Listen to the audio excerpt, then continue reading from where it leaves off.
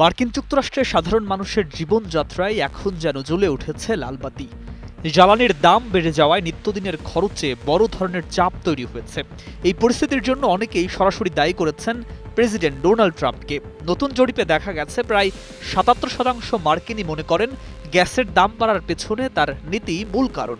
অর্থনৈতিক চাপ এখন মানুষের দৈনন্দিন জীবনে স্পষ্টভাবে অনুভূত হচ্ছে, ফলে জনমনে বাড়ছে উদ্বেগ ও অসন্তোষ।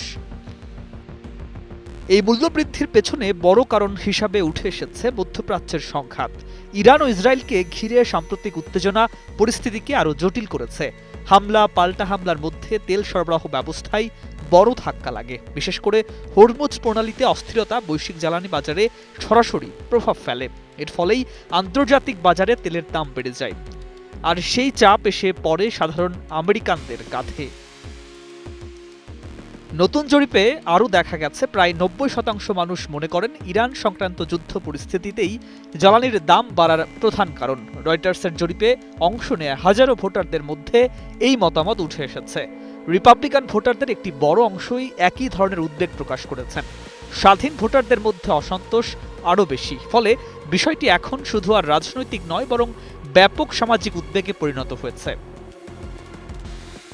এই পরিস্থিতির প্রভাব পড়ছে আসন্ন মার্কিন মধ্যবর্তী নির্বাচনেও। জরিপ বলছে ৫৮% ভোটার জানিয়েছেন যুদ্ধনীতি সমর্থনকারী প্রার্থীদের তারা কম সমর্থন দেবেন। এতে ক্ষমতাসীন রিপাবলিকান পার্টির জন্য পরিস্থিতি জটিল হয়ে উঠেছে। কংগ্রেস নিয়ন্ত্রণ ধরে রাখা এখন অনিশ্চিত হয়ে পড়েছে। এমনকি সিনেটেও রাজনৈতিক ভারসাম্য বদলে যেতে পারে বলে আশঙ্কা করা হচ্ছে। অর্থনীতি ও যুদ্ধনীতি একসাথে রাজনীতিকে নতুন চাপে ফেলেছে।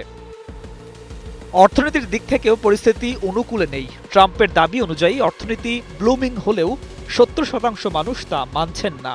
বরং ৮২% নাগরিক বলছেন মূল্যস্ফীতি তাদের জীবনে বড় সংকট তৈরি করেছে।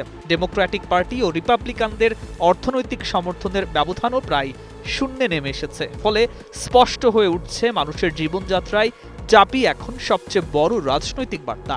আর সেই বার্তায় যুক্তরাষ্ট্রে বাজাচ্ছে লাল সতর্ক সংকেত। নিউজ ডেস্ক, একুশে টেলিভিশন।